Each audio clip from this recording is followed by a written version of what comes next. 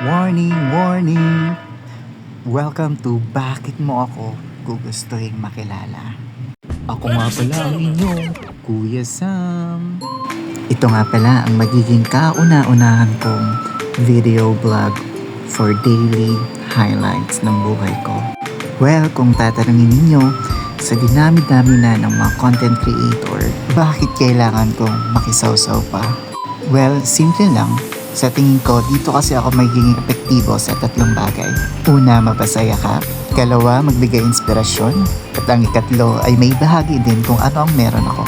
Yun yung pinakamasaya para sa akin. So yun na nga, isa na namang mapagpalang araw. 4:30 talaga kami gumigising kasi dito sa amin, pahirapan talaga ang tubig. Minsan, alas 6 pa lang, wala na naman. So, kailangan mag-ipon. So, ayan, nagugas na ang aking asawa at ipinagtimpla ko na rin siya ng gatas. Oops! Wait, ako ba to? Baka sabihin ninyo, sweet-sweetan para sa content lang. At ang dumaan pala na yun, ang pinakamamahal kong anak. Siya nga pala, pagkatapos namin mag-ipon ng tubig, bumalik kami ulit ng asawa ko sa pagtulog. Kakaiba ang routine namin kasi panggabi talaga ang body clock ko. At mamayang 11:50, papasok na naman ang ate namin. Ate na siya kasi.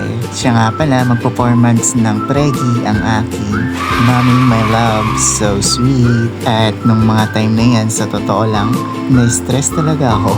Kasi 11:50 ba naman ako nagising. Ay, di ko man lang nakuha ng ate namin habang inaayos ng mami niya at hinahatid papasok ng school. Super sipag talaga ng asawa kong ito. Napakaganda pa. At wala na akong masabi. Yung tipong siya na ang nagkukusa, kumpleto ng lahat at ayaw papaawat.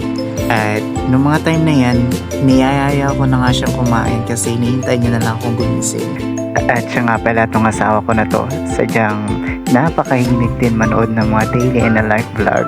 Kaya maging ako nagkaroon na rin ng interest at idea sa mga gantong content. Ayun, makikita mo nga dyan na focus talaga siya. At nag-e-enjoy talaga siya na manood ng mga ganong content. Kung iisipin mo kasi, ang mga daily and life vlog, may mga matututunan kang makaranasan, makaka-relate ka talaga at may inspire ka sa mga pang-araw-araw na ganap sa buhay ng mga content creator na yun. At ito na nga, niluluto na nga ng Mommy My Loves, ang all-time favorite ng mga Pinoy, the one and only, ang Toyota ng Pinas. Then finally, ang favorite part ko, ang kuma. Kayo na po bahala ang magtuloy dahil di naman halata sa katawan ko. May pa tayo dahil mamaya after nyan magsusundo na naman kami kay Ate Scarlett.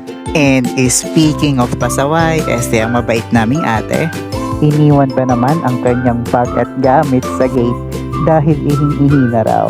Ay nako, ang sarap ibalik sa tiyan. Syempre, joke lang yon. Love you, Ate Scarlett. At eto na nga, gaya ng mga kinababaliwan ng bawat tahanan, ang pag-iisip ng susunod na ulam panghapunan. At para di na kami magastusan at pabalik-balik, dumiretso na kami sa palengke na market. Pero sa totoo lang, ito talagang pinaka-challenging sa lahat.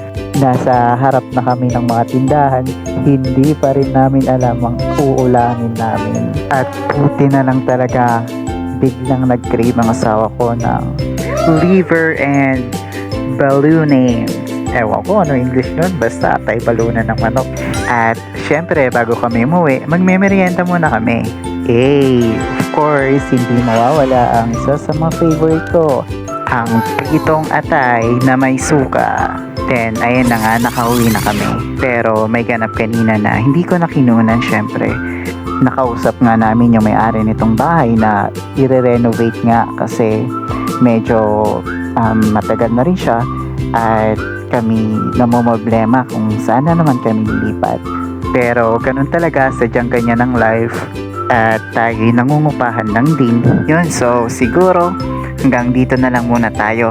At kung tinapos mo to, sana patuloy mo akong suportahan dahil marami pa tayong magiging ganap. At sa susunod, ikukwento ko yung isa sa pinakamasalimuot na pangyayari sa buhay ko at syempre kung paano ko nalagpasan lahat ng iyon. Kaya yun, so hanggang dito na lang muna tayo, hanggang sa muli.